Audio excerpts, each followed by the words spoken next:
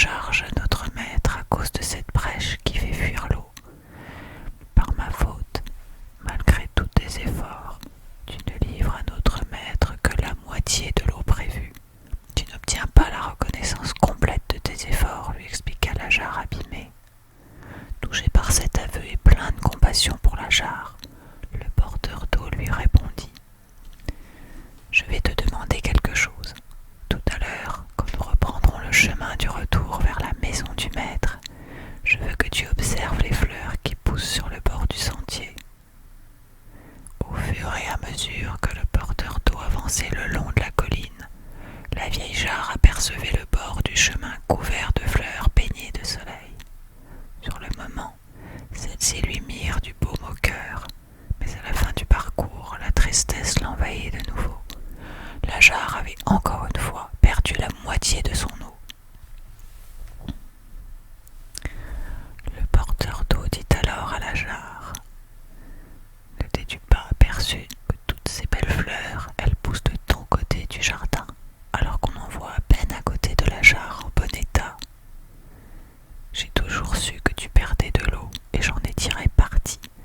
J'ai planté des semences de ton côté du chemin et chaque jour tu les as arrosées de ton précieux contenu. Grâce à toi, j'ai pu pendant ces 2 ans cueillir de magnifiques fleurs qui ont décoré la table du maître.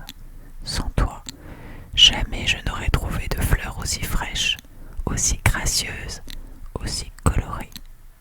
C'est ainsi que la jarre abîmée apprit attendrie qu'elle apportait elle aussi sa part de bonheur dans la vie. Et voilà pour ce petit conte.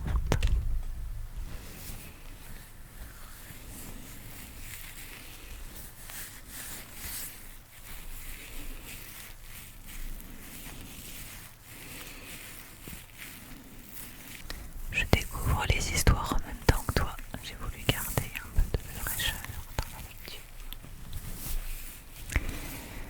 Alors, il y a un autre conte sur le même site qui s'appelle La grenouille sourde et l'intitulé indique pour se faire confiance et aller au-delà des critiques décourageantes.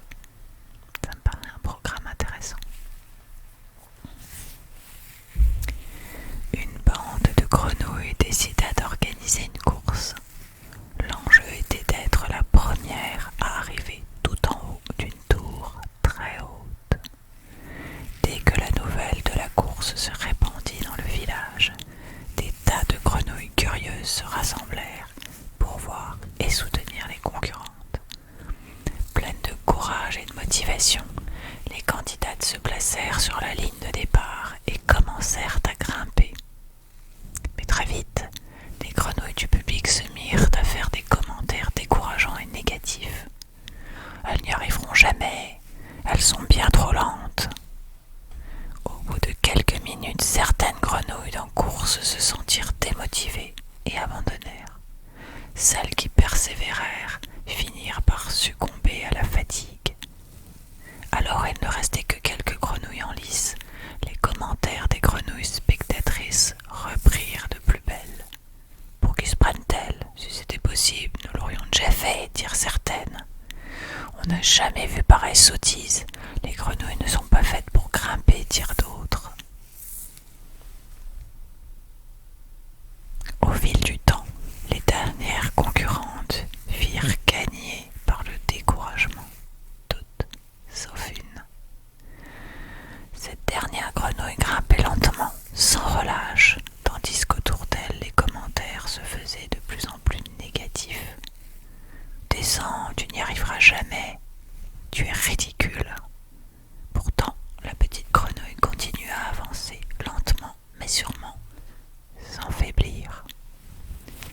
Après un dernier effort, elle finit par gagner le sommet. Toutes les autres grenouilles se précipitèrent autour d'elle pour savoir comment elle avait fait pour réaliser ce que personne au monde n'avait jamais fait. L'une d'elles s'approcha pour lui demander sa recette. C'est alors qu'elle découvrit que la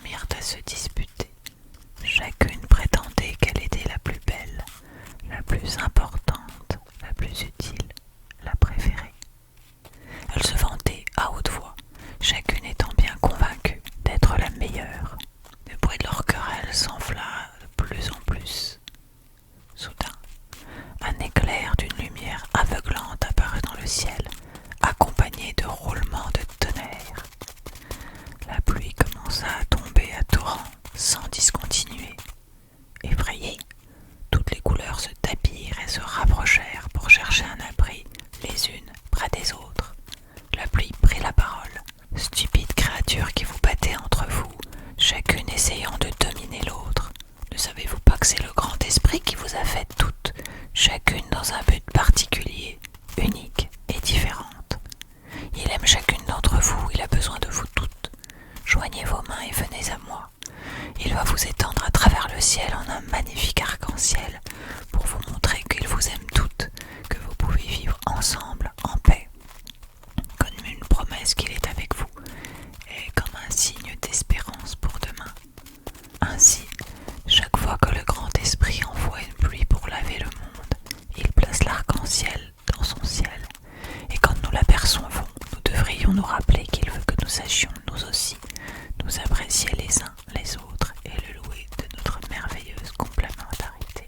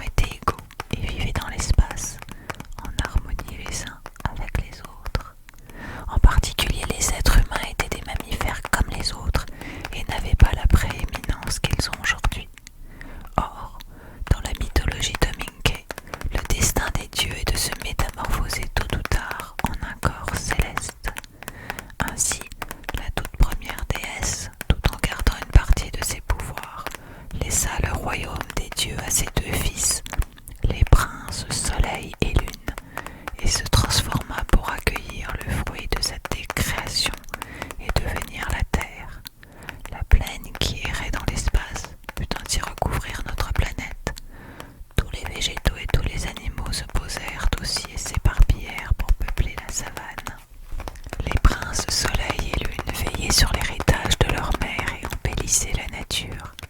C'est à cette époque qu'apparurent les licornes les plus graciles, les phénix de la plus grande envergure, les griffons les plus majestueux, les centaures les plus véloces et les sphinx les plus énigmatiques. Ça n'existe pas, toutes ces créatures. Ça n'existe plus, corrigea doctement le grand-père. Mais attends la suite. Il y avait aussi les perroquets les plus colorés, les papillons les plus chamarrés, les gazelles les plus gracieuses. Les déserts étaient parsemés d'oasis toujours vertes, les dattiers étaient en permanence couverts de fruits, les hibiscus illuminaient la savane de points rouges éclatants, les jasmins parfumaient délicatement l'armatan. Tout n'était que beauté et harmonie, jusqu'à ce que le prince Lune devienne jaloux du soleil, qui était, il faut bien le dire, le plus imaginatif. Il décida alors de saboter les créations de son frère.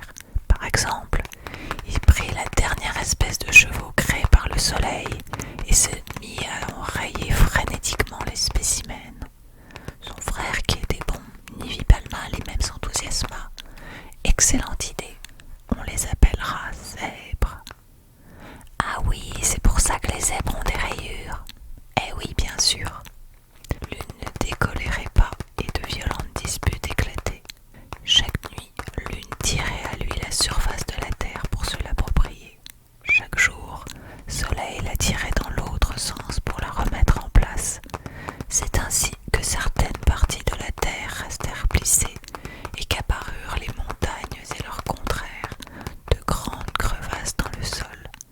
La toute première déesse était extrêmement triste de ces conflits incessants entre ses deux fils et se mit à pleurer, tant et si bien que toutes ses larmes finirent par remplir les crevasses, créant ainsi les mers et les océans.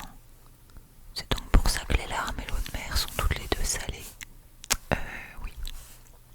Et une fois de plus, ce fut Soleil qui le premier eut la bonne idée de créer les jolies sirènes et tous les poissons pour peupler ces grandes étendues d'eau.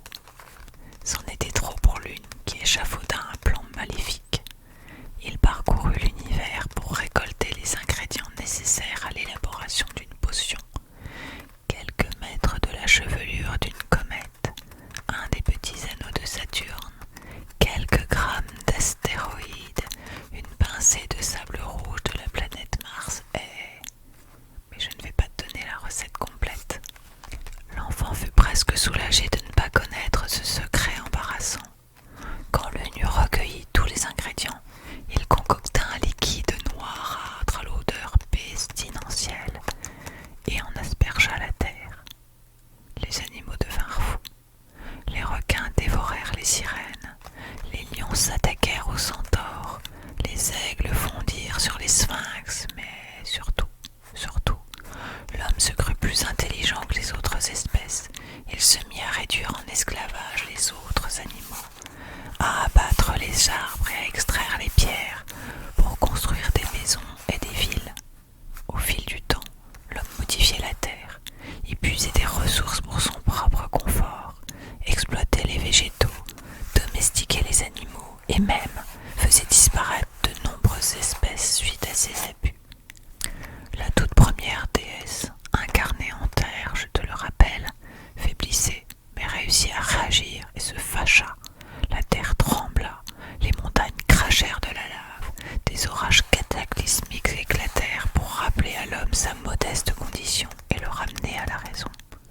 En parallèle, elle décida que les deux princes devaient quitter à leur tour le royaume des dieux. Comme leur mère, ils se transformèrent en corps célestes. Soleil, qui avait toujours été bon et créatif, fut nommé prince héritier et fut autorisé à apparaître dans le ciel pendant presque toute la durée du jour, afin que toutes les créatures puissent le voir et lui rendre hommage. En revanche, Lune fut condamnée à se faire oublier et à n'apparaître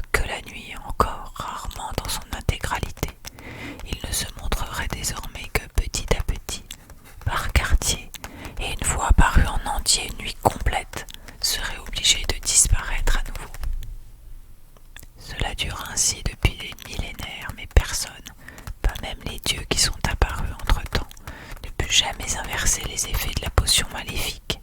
Et aujourd'hui encore, l'homme continue de se croire supérieur aux autres espèces et de saccager la terre. L'enfant se fit songeur, mais il n'avait pas perdu le fil de la discussion. Et alors, les éclipses? Ah oui, j'allais oublier. Depuis lors, Lune, le prince oublié, respecte la sentence, mais ne veut pas s'empêcher de désobéir de temps en temps, et parfois d'apparaître le jour en se plaçant exprès devant son frère Soleil. Et c'est ça qu'on appelle une éclipse. Une jeune femme était entrée dans le jardinet et s'était approchée. Elle attendit la fin de l'histoire pour déposer un baiser sur le front de l'enfant et dit « Allez, va apprendre tes leçons, les vraies. » « Mais mon histoire est véridique. Hein, mon grand, tu y crois, toi ?»« Mais oui, papy, je sais que c'est toi qui as raison, confirma-t-il avec un clin d'œil. » Le vieil homme sourit et laissa son regard sur le ciel bleu. Il était encore trop tôt pour apercevoir le prince oublié. Je vais te lire une dernière histoire qui s'appelle Le vœu. Rien ne ressemble plus à une maman qu'une autre maman.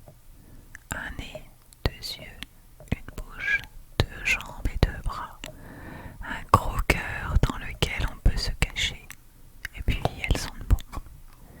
J'ai longtemps voulu croire que la mienne ressemblait aux autres. Lorsqu'elle a été autorisée à venir me cueillir sur l'arbre aux enfants, ma mère a été mal aiguillée. Moi, j'ai poussé sur l'arbre à prince, arbre auquel elle n'aurait jamais dû avoir accès le jour de la cueillette. Ma mère, elle appartient à l'ordre des Ocines. Les Ocines capturent les étoiles filantes. C'est leur mission, la seule. On pourrait penser que ce sont des privilégiés, mais vous pouvez me croire, c'est un travail épuisant. Car une fois que l'étoile filante est capturée, il ne suffit pas de la garder enfermée dans sa cage. Il faut d'abord lui apprendre à ne plus filer. Lorsqu'elle commence à se tenir à peu près tranquille, il faut lui démêler sa chevelure, la nourrir, lui apprendre à obéir et enfin à marcher en laisse pour être présentée au palais des Niceaux, les reines. Le matin de la cueillette des enfants, ma mère était arrivée toute essoufflée. Je crois qu'elle avait passé beaucoup trop de temps sur le choix de sa robe. Je dois avouer que lorsque je l'ai vue approcher de l'arbre au prince avec ses bottes en caoutchouc et sa robe en pâquerette et boutons d'or, je pensais qu'elle était bizarre pour une Niceau. Mais son badge indiquait bien qu'elle en était une. Son badge, elle l'avait simplement mise à l'envers. Et au signe à l'envers, ça fait Niceau. La sécurité l'avait placée dans la file des reines et c'est ainsi qu'elle était arrivée à l'arbre des princes. Pour choisir leur enfant, les mamans ont des milliers de combines. La mienne a fait des tas de grimaces et elle a choisi l'enfant qui a ri le plus fort. Elle m'a cueilli, perché sur ses épaules et nous sommes rentrés ainsi silencieux, mais heureux tous les deux de nous être trouvés. Elle m'a appelé Livo.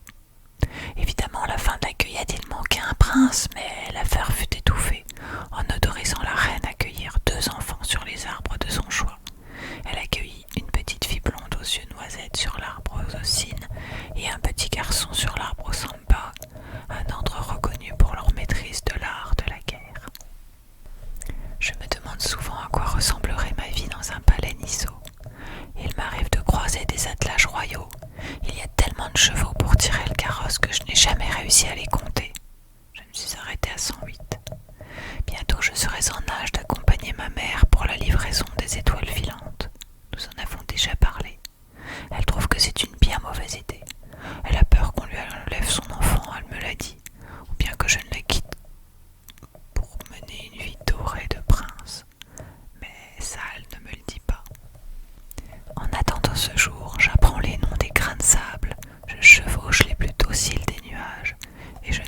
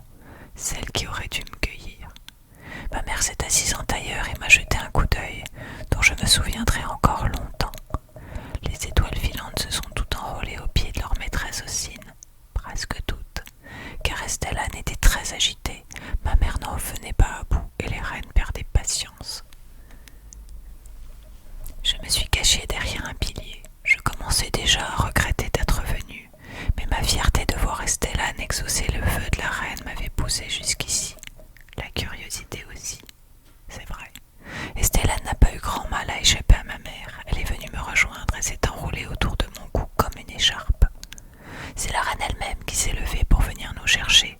Elle m'a pris par la main et l'a serré si fort qu'Estellane s'est redressée, furieusement sur mon épaule. La reine nous a fait asseoir vers ma mère et nous a ordonné à tous les trois de ne plus troubler la séance. Elle s'est adressée à l'assemblée. Cet enfant que vous voyez là est le mien. C'est le prince qu'on m'a volé le jour de la cueillette. Elles ont aussi ça en commun, les mamans. Elles savent tout. Ma mère m'a pris par les épaules et m'a serré contre son corps ferme mais tremblant. La reine n'avait qu'à formuler son vœu pour lui enlever son enfant. Estellane l'exaucerait, elle le savait. Dans un froissement de satin qui emplit la salle des vœux, elle s'est levée et a repris. Mon vœu est celui-ci. C'est à cet instant que ma mère s'est évanouie. Puisque cet enfant ne sera jamais prince, je veux qu'il soit roi dans le cœur de celle qui l'a élevé. Estellane s'est alors lancée dans le